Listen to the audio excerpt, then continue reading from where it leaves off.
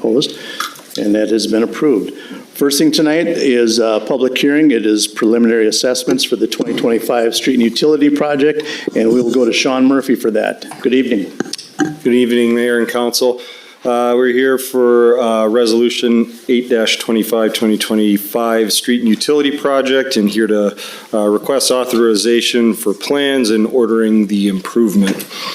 On December 17th, 2024, City Council approved Resolution 122-24, ordering preparation of our street and utility project feasibility report. On the 24th of 2025, 39 property owners were mailed their notice of preliminary assessment and this public hearing. Notice was published in the Owatonna People's Press. Project information was presented and explained to those present at an informational meeting held on Wednesday, February 12th of 2025. If this project is approved, project completion is anticipated to be in fall of 2025. Following project completion, property owners may pay their assessment in full within 30 days of billing for no interest to be accrued. If not, the assessment will be certified to Steele County Assessor for collection with property taxes over a 10-year period with annual interest rate, which will be set at the proposed assessment hearing following completion of the project. And that is subject to council approval. You do set that interest rate. The next step in the construction process is to direct our engineering staff to finalize plans and specifications for our 25 street and utility. As it sits right now, the total estimated cost is $2,306,000 and change. With the estimated cost to be assessed approximately 10% of the total project cost at $234,916.24. With that, staff recommends approval of Resolution 8-25. Thank you. So this public hearing is specifically for the preliminary assessments. I will open the public hearing at 7:03. Anyone wishing to speak in regards to the preliminary assessments, please come forward, sign your name, put your address, and you will be heard. Thank you.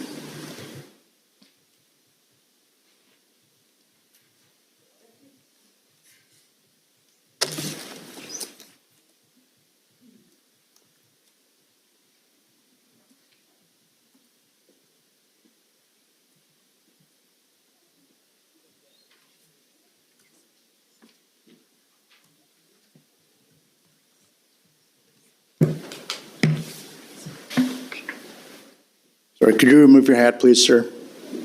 Thank you.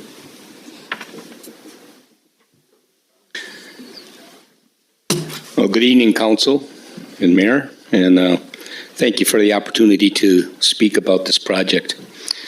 I really just have two requests for the Council when considering this project. Could you give your name? Could you give your name and address, just so everyone, not there, but also give it to us? Okay, my name is Steve LeCount. I live at 1975 Lynn Drive. Sorry. Really just two requests. And one would be considering eliminating the special assessment altogether. And really my basis for asking that is simply that property tax, and I realize that the assessment covers just a small portion of the total cost of the project, but I just think property tax should cover any improvements that we need to make to our streets and infrastructure.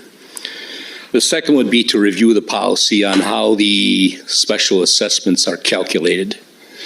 As you probably all know, Lynn Drive is kind of a horseshoe drive, and so the lots aren't all just square. In fact, there's probably at least, well, if you count the corner lots, and I know you make an assessment for the corner lots already, there's probably 10 properties that are on the inside curve and have a lot more curb footage than other properties. So I would just suggest that the council, or request that the council review how that's calculated, the policy on how that's calculated, and maybe consider lot square footage as a means of calculating the special assessment for a project such as this, or any project going forward. So that's all I have. Thank you. Thank you.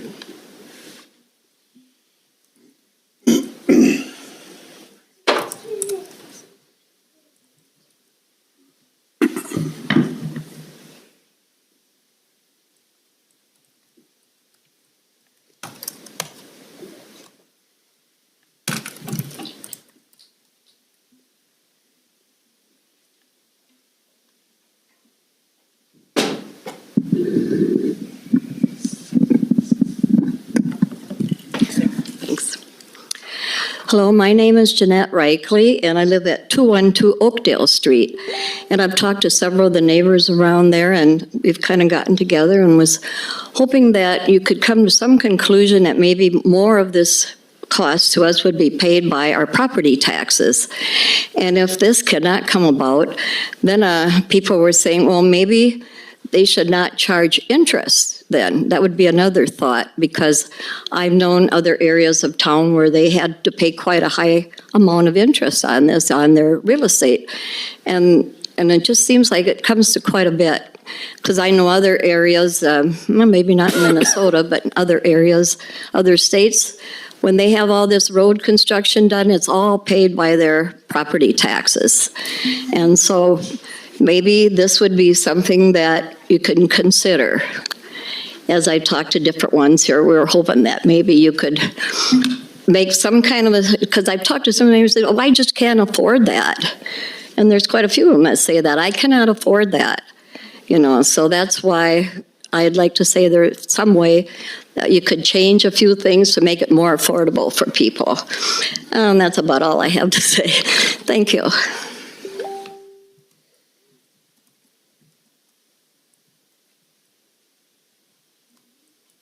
Anyone else wish to speak? Seeing none, I'd look for a motion to close the public hearing.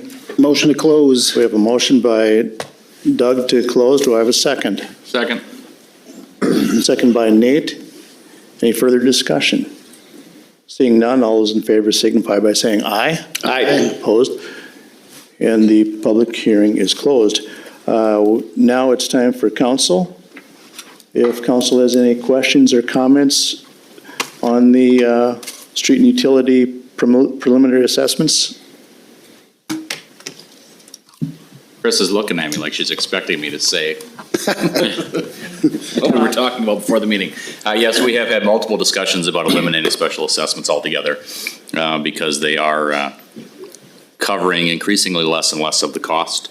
And so we are getting pretty close to having a definitive answer as to, number one, if we're going to do it, and then we have to determine how we're going to deal with the ramifications of that once we enact it. So, but it is high on my priority list to get rid of that because it just doesn't cover enough cost to make sense and worth the hassle anymore. You know, and it's not just a case of adopting a franchise fee. It's what do we do with those folks last year and the year before and the year before. You know, so it's kind of a snowball type thing that we're really trying to noodle through, because these assessments really cover such a minimal amount that we're really trying to get after that and figure something out. Thank you for bringing that to attention again. Anything else? And I know we've talked about elimination of assessments. One thing that we always hear is, keep the property taxes low and understand that if assessments go away, property taxes will increase to cover costs of road projects. So it's not like you won't be paying for them. You will be paying for them throughout the community.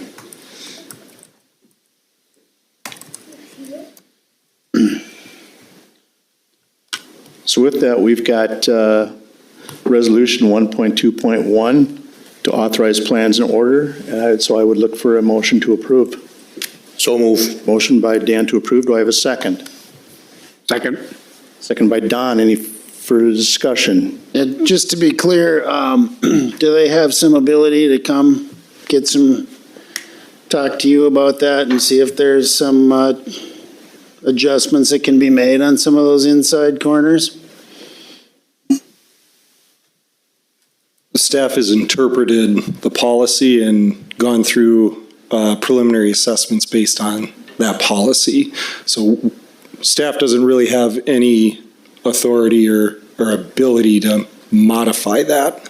That would be a council decision. Okay.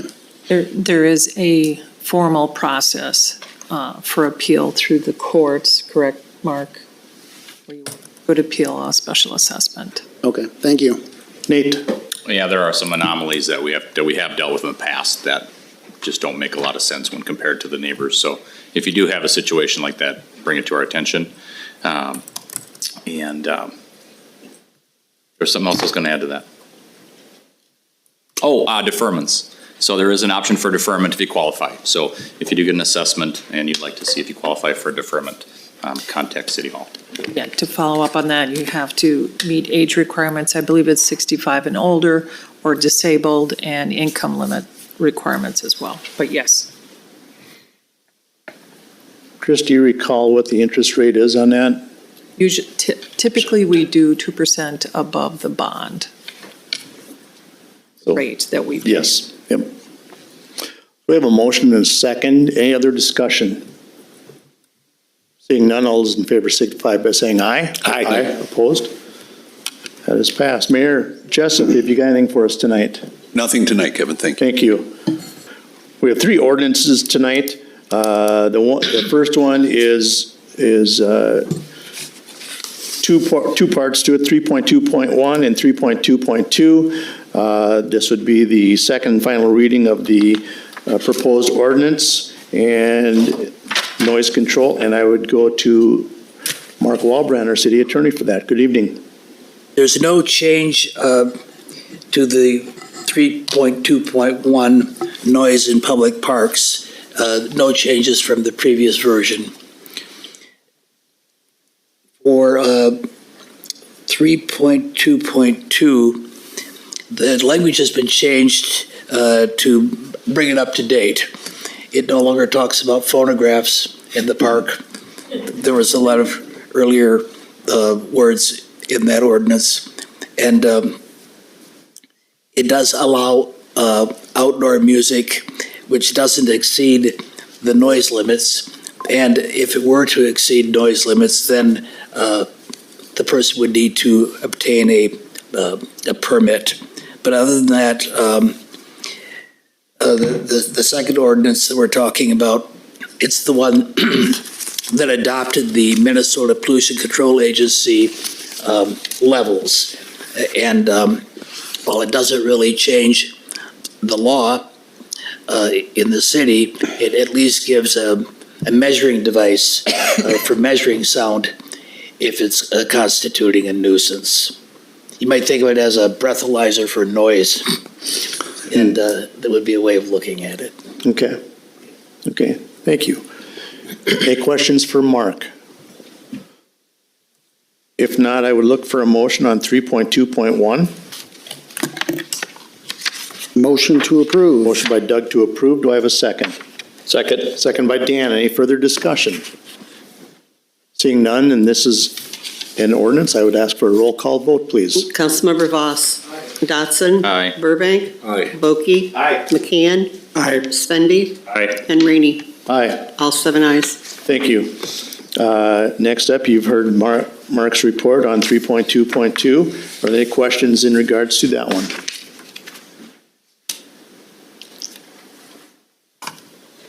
Being none, I'd look for a motion to approve. So move. Motion by Dan to approve. Do I have a second? Second. Second by Don. Any further discussion? Seeing none, could I ask for a roll call vote again, please? Councilmember Voss. Aye. Dotson. Aye. Burbank. Aye. Bulkey. Aye. McCann. Aye. Spendy. Aye. And Rainey. Aye. All 7 ayes. Thank you. Our final ordinance tonight is 3.2.3. It's the first reading for a proposed ordinance 25-04 to amend Chapter 90, Animals Prohibit Roosters, and we'll go back to Mark Walbrand again. We already have on the books an ordinance that's entitled Obligation to Prevent Nuisances Caused by Animals.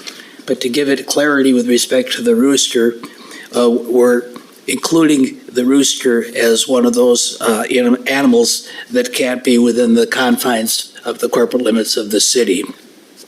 It's one of the interesting things about this job is you learn a lot of stuff that you didn't know before.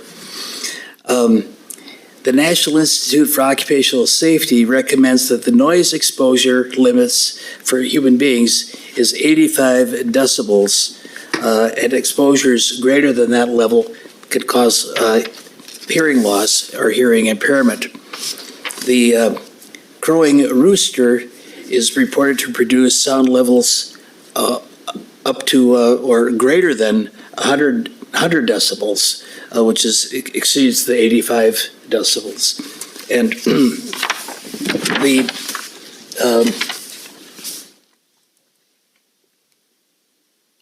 it's an unpleasantly loud sound if you're right up to it. And one of the studies that I read said it's the same level of decibels as the whir of a chainsaw. So there's scientific evidence that I'll make part of the record here as to why it constitutes a nuisance. And so the proposed ordinance merely adds the rooster as an animal whose crow is such that it constitutes a nuisance. So you'll see that the only change really is in the ordinance is that the word crow accompanies the other words of bay, howl, cry, or bark, and it adds the animal, the rooster, as being a prohibited animal.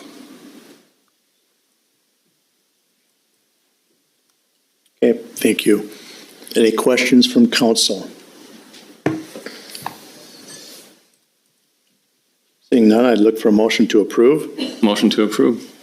Motion by Brent to approve. Do I have a second? Second. Second by Dan. Any further discussion? Yes, Dan. I'm going to vote yes for this, but I don't think it goes far enough. I've had way more complaints about this than a lot of other issues, and it's too bad that some folks' hobbies get to be a nuisance for others. For instance, we don't talk about the number of animals that we can have. We don't talk about the confinement. Some of them are free range, and that bothers people. We don't talk about the waste. Today's age with egg prices and that, we have to talk about bird flu. We've addressed none of that stuff. I'm going to vote yes for this, but I think we could go farther to help alleviate the problem.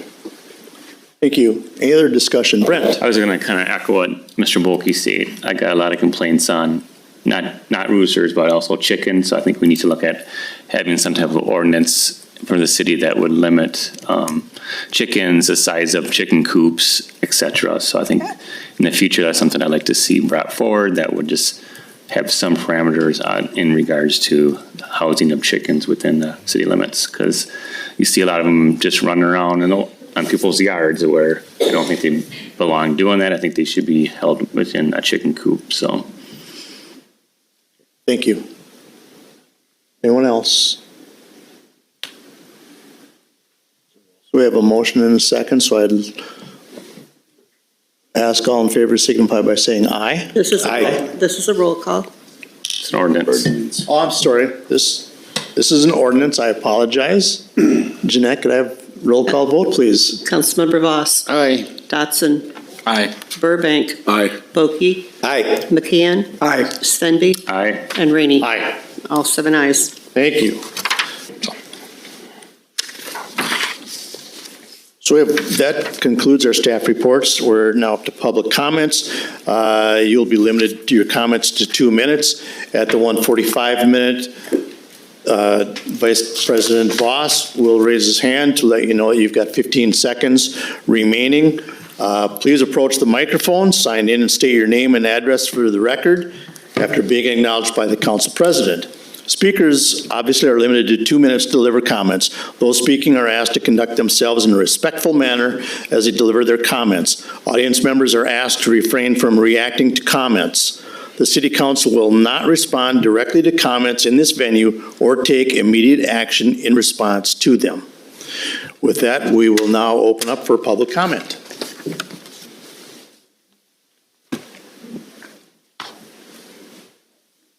Where's my there it is. Good evening. My name is Kesia Winters, and I am here regarding the Rooster Ordinance. Sorry, my address is 345 Broadway. My apologies. The Rooster Ordinance, as I'm sure some folks here know, I have had chickens since 2000 when COVID came through and we were all stuck at home. And so I have had experience with poultry for the last 5 years in Owatonna, within city limits.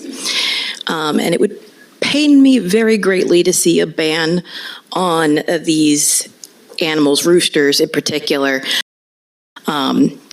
when I haven't seen any noise ordinance enforced in particular, because I haven't seen any noise ordinance enforced at all regarding them as a nuisance to begin with, which is to say I've had these chickens for 5 years and I've had exactly one noise complaint in those 5 years.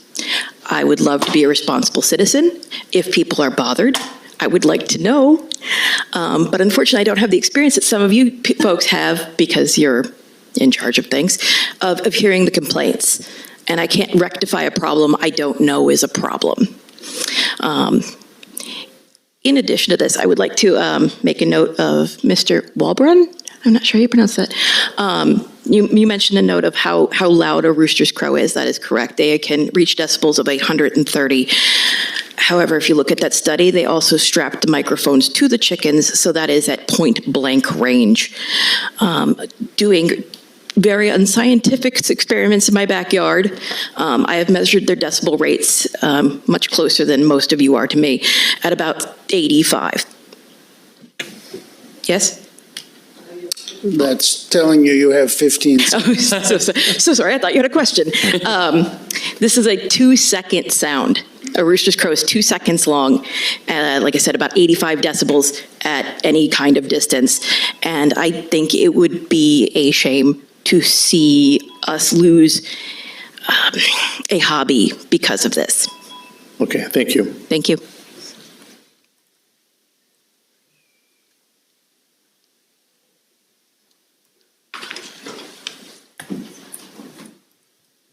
Good evening, Council. My name is Matt Sennett, 2519 Stony Creek Drive. I'm here tonight on behalf of hundreds of residents who are deeply concerned about the proposed location of the highway called the East Side Corridor. With 580 signatures on our petition, we come before you united and determined to protect the safety and peace and well-being of our neighborhoods. And we are formally presenting our petition before the Council, and we'll seek to have it associated with this project as a matter of public record. This project, as it's been proposed at 29th Avenue, places a major highway dangerously close to backyards, homes, and areas where children play. The thought of vehicles speeding so close is alarming, to say the least. Safety should never be an afterthought. Moreover, the noise pollution this project will bring is unacceptable. Day and night, the tranquility of our neighborhoods will be replaced with the sounds of engines, horns, and tires on the pavement. We say a rooster is 85 decibels at point blank, or 130, I should say. At 50 feet away, a truck traveling at 40 miles per hour can be up to 95 decibels. And engine brakes, commonly called jake brakes, can be up to 95 as well.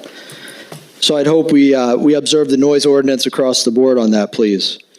In this environment, is this the environment we want to create for our Owatonna families? That would be my big question here.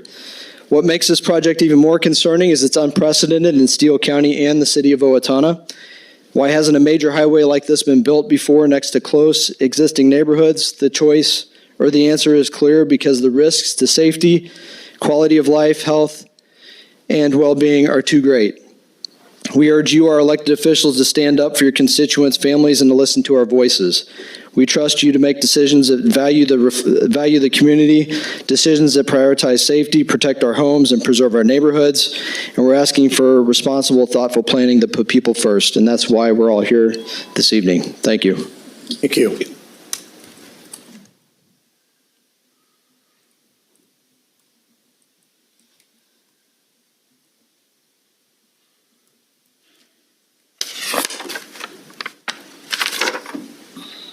Evening, Melissa. Evening. Melissa Zimmerman, 2525 Stony Creek Drive. As Matt said, our neighborhood recently submitted a petition with 580 signatures of supporters for building the East Side Corridor at 34th Avenue.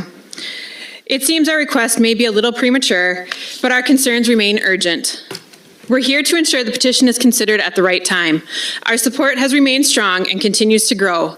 Those behind me tonight are just some of the many who prefer this built at 34th Avenue and whom we've been representing. Through data requests, we have uncovered several critical concerns for you to consider as you review the petition.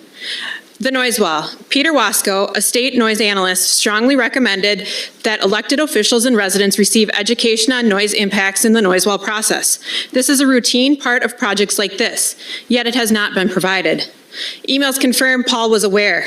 Did you know about these opportunities? The decision on a noise wall rests entirely with residents, with as few as 4 and at most 12 homes needed in favor of a noise wall. After last week's meeting, Paul informed me that we can expect this to go to vote within a month. We are organized and we are ready to vote for a noise wall. Even WSB acknowledged that they would vote for a noise wall if they were in our situation. The two-road narrative. Paul stated it would be tricky to prove that 29th Avenue is consistent with the officially mapped corridor because residents were pushing for 34th Avenue. In his own words, 34th Avenue was mapped to preserve it for an inner corridor. He then sought a way to justify both roads, creating a two-road narrative with no supporting data. When alternatives 4 and 5 were being eliminated, Paul himself questioned the justification, stating it's based on fairly minor differences in vehicle count, trip time, or distance. Do we need two $30 million roads for minor differences without supporting data? A vote for 29th Avenue is a $60 million commitment. The answer is clear. 34th Avenue remains the best, safest, and most fiscally responsible option. Emails now made public further confirm this. You are a partner in the project. You hold a vote tied to taxpayer dollars. We strongly urge you to formally consider our petition. We are further willing to meet to discuss findings.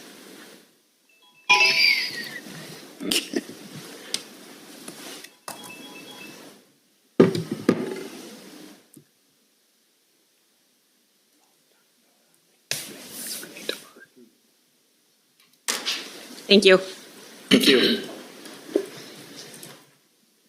Good evening. My name is Tyrell Alistair Hunter, 2595 Mossy Creek Drive, and I'm here to express concern over meetings held by select city council members and county commissioners regarding the East Side Corridor project, referred to as the Joint Transportation Committee.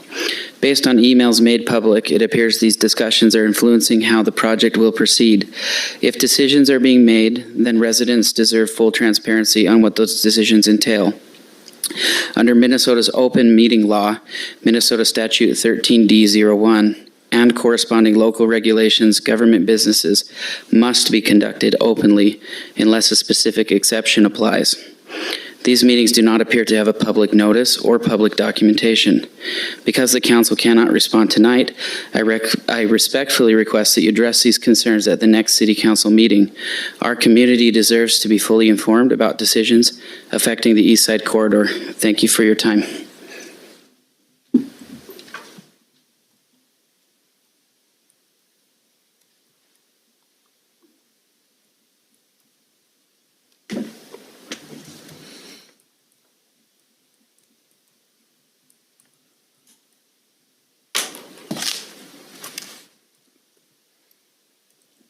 Good evening, my name is Seth Muir, 2551 Mossy Creek Drive. The East Side Corridor Highway with speeds of up to 55 miles an hour is being pushed too close to homes with complete disregard for the safety of the people that you represent. At the proposed alternative 3 at 29th Avenue, it is being forced into a space that is insufficient to support sound and safety mitigations. And there's not a 100-foot easement anymore, as there was in 1999, since lots were sold and homes were built on part of that easement. Current plans jeopardize residents' safety and will very much affect the home's resale value, putting a 55-mile-an-hour highway within 17 feet of existing homes is unprecedented and unacceptable. Beyond being dangerous, this plan is short-sighted and does not align with Owatonna's plans for growth. Additionally, you don't want to spend over $2 million more on a huge sound wall that will be required if you build a highway that is too close to homes. Furthermore, how is a very tall, unsightly wall conducive to Owatonna's future development? Do not just mindlessly trust the advice of the WSB engineering company, who has provided information that is not always 100% accurate, nor followed every rule determined at the state and federal levels. Think of the safety of the people that you represent. Think of the well-being of the people of Owatonna. Think of the future growth of the city of Owatonna. Putting a highway at 29th Avenue is not okay.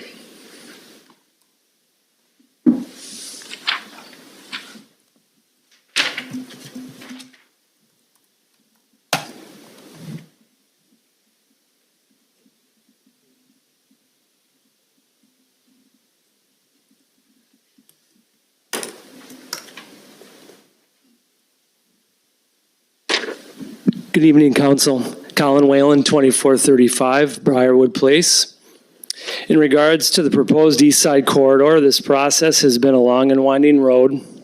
Thanks to recent truths that have come to light, we are seeing a clearer picture of non-transparency, forming a joint transportation committee to hold secret non-public meetings about the project in violation of Minnesota's open meeting law, and several documented cases of deception as it relates to important details about past feasibility studies and where we're at now. This petition represents 580 concerned voices that need to be heard. Putting this highway at 29th Avenue will affect the safety, peace, and well-being of our established neighborhood. We are asking for responsible, thoughtful, and transparent planning. The 34th Avenue route offers the safest, most fiscally responsible, and best option for our citizens. Our support has not waned. We are more than 2 or 3 voices. Please do the right thing for your constituents and consider our petition and the voices of many to move this road out. Thank you.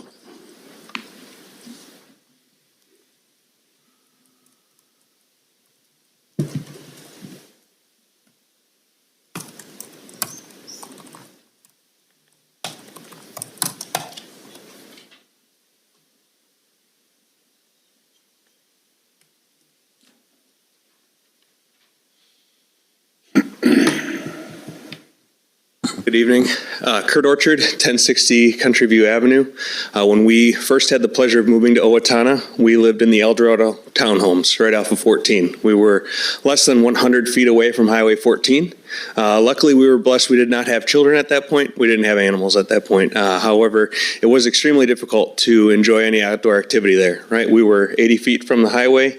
Most conversations we had to repeat or yell to be heard because it was much closer to living establishments than what that road, than where it should have been. But that was built, we knew about this. I feel for you all having to navigate a road that you necessarily didn't start planning, and because of plans that the city had and sold off extra land to developers, that you now have to navigate this. I ask that you take into consideration the many people that have signed this petition, almost 2% of the population of Owatonna, that you are here to represent when you're making this decision. And please think of the lives that you're going to impact and try to have the decision for the East Side Corridor that impacts the least amount of people negatively in your community. Thank you.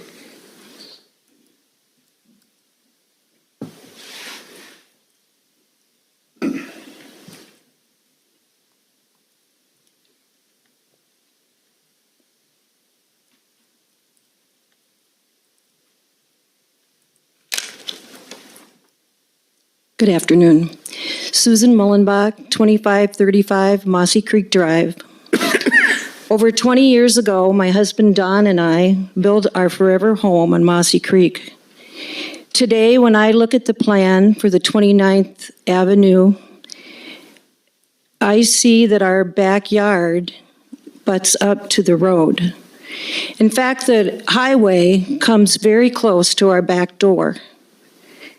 This will negatively impact our property and our quality of life. We signed that petition.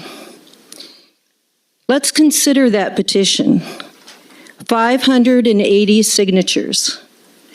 580 residents and your constituents signed that petition.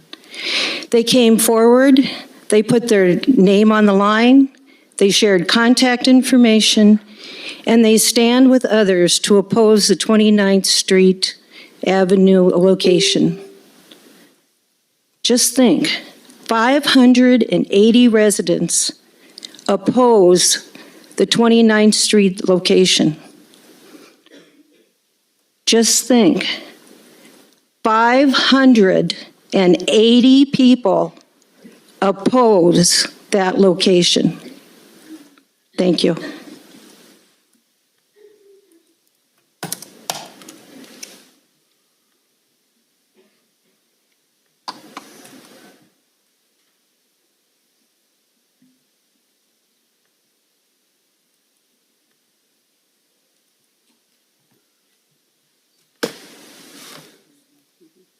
Good evening, ladies and gentlemen. My name is Chris Whitehead, and I live at 410 South Elm Avenue. I'm here about the Rooster proposed ordinance. My husband served in the Army for 17 years. One of the things that we dreamed about while you're renting, houses on post, whether it's in the States or when we were stationed in Germany, was having our own little plot, being able to grow our own food, be self-sustainable, and not have to rely on other people to feed ourselves and our family. Our chickens do that for us.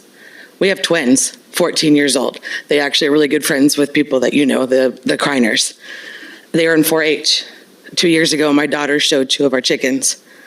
Wouldn't it be great if she can continue to show a breeding pen, which is a male, a roux, and 2 females? I don't know if y'all have considered this, but the fairgrounds, the 4-H kids, they show breeding pens. You can hear those roosters crowing maybe 2 blocks away. And we walk that distance all the time during the fair. So by removing the ability to have the roosters in town, y'all take away that opportunity for children to be able to experience what it's like showing at the fair. You also take away, freedoms that my husband fought for, his friends died for, like being able to be self-sustainable by having roosters on our property so we can, protect heritage breeds. We can make a sustainable living off of selling chicks. And no, we don't have to have the roosters for the eggs. But you know what roosters are great for? Protecting hawks, protecting from other predators, cats, eagles. We have hawks that rather predate in our back garden. But my roosters, they help protect the flock, along with the coops and the runs that we have.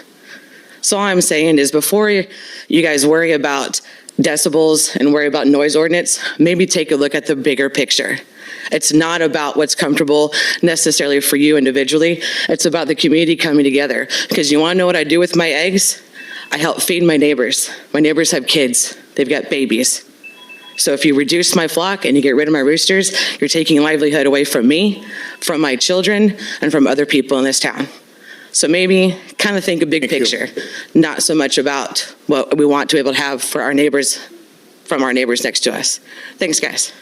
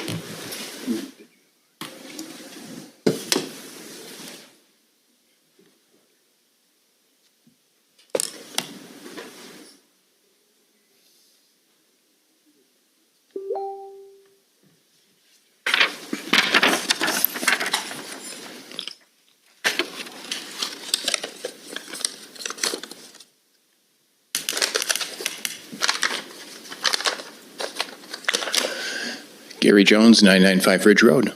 Good evening, Gary. Good evening. I think this is my 30th meeting. I'm going to have some fun with this one. Please keep an open mind. Okay. When you look at the internet listings of what to see in Owatonna, what do you see?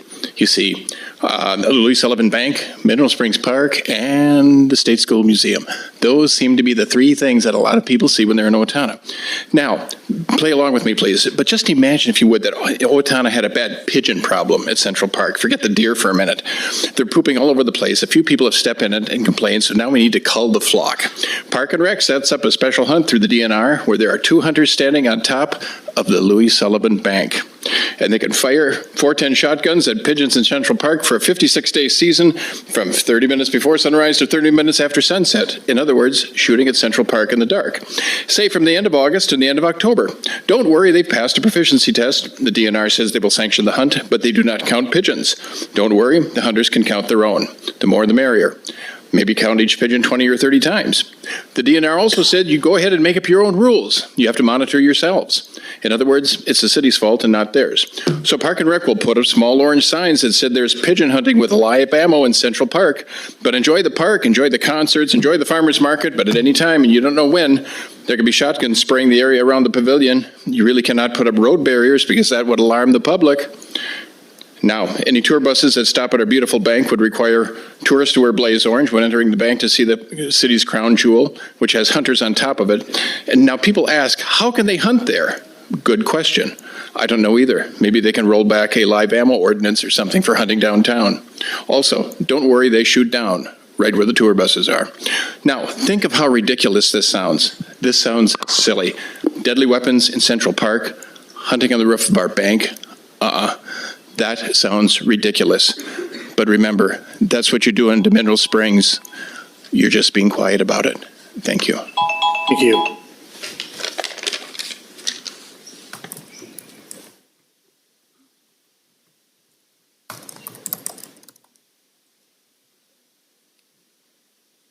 Anyone else wish to speak tonight?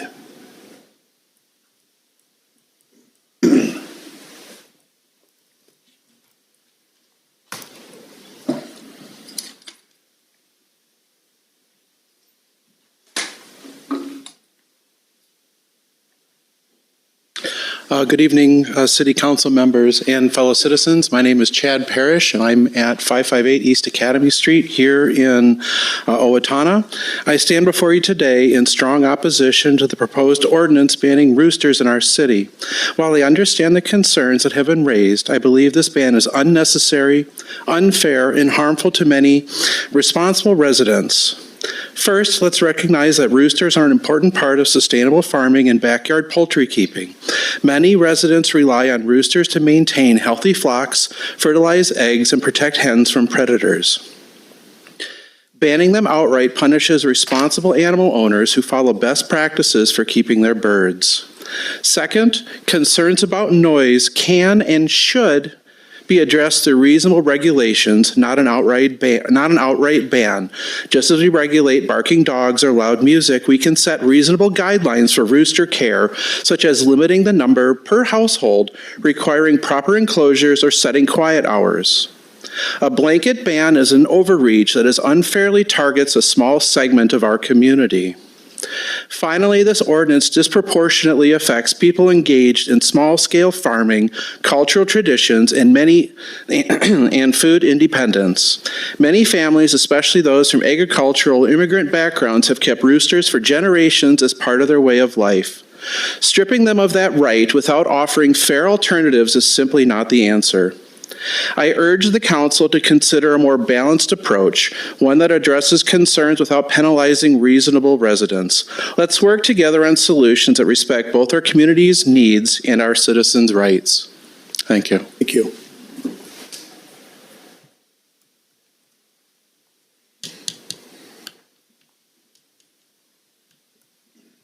Anyone else wish to speak?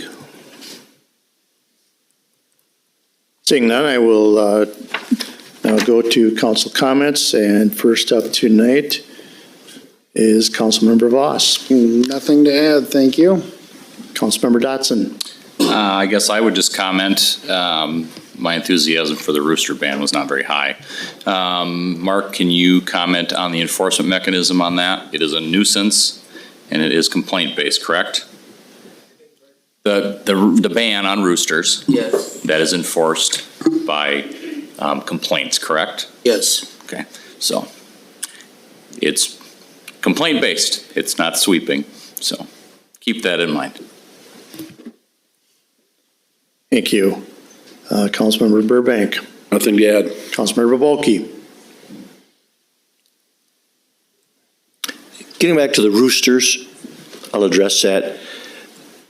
Responsible owners respond and should know what's going on with their animals. It's not unusual for the council to get all kinds of calls because they don't want to go next door and rap on the door and make an enemy of their neighbor. So we get a lot of calls that you guys don't get. And, you know, it's a two-way street being responsible. And it's too bad that there has been enough irresponsibility out there that it's come to this. Thank you. Where are we at? Councilmember McCann. Nothing to add. Councilmember Svenby. I just want to welcome, was it Boy Scout Troop 351, it looks like? Welcome to our meeting tonight. Thank you. City Administrator Busey. Nothing for me. Thank you. Assistant Administrator, nothing tonight? Yeah, I also welcome the Boy Scouts. It's great to see you here tonight. Thank you for coming. With no other business before, oh, wait a minute, I do have one more thing. As many of you were made aware of by the Owatonna People's Press last Friday, City Administrator Busey will be retiring in August. That's a very exciting time for her. Council is working with our HR specialist, Emily Thamert, and so the process is in place to find a replacement for City Administrator Busey. Timelines and that, it's too early to get that in place yet, Annie. I'm sure you can be looking for that at some point. But we are working with that, much like the school board and their search for a new superintendent. We expect this to be an exciting time, but it's not something that's going to be made overnight. So with no other business before us, I'd look for a motion to adjourn. So moved. Motion by Nate. Do I have a second? Second. Second by Dan. Any further discussion? Seeing none, all those in favor signify by saying aye. Aye. We are adjourned. Thank you.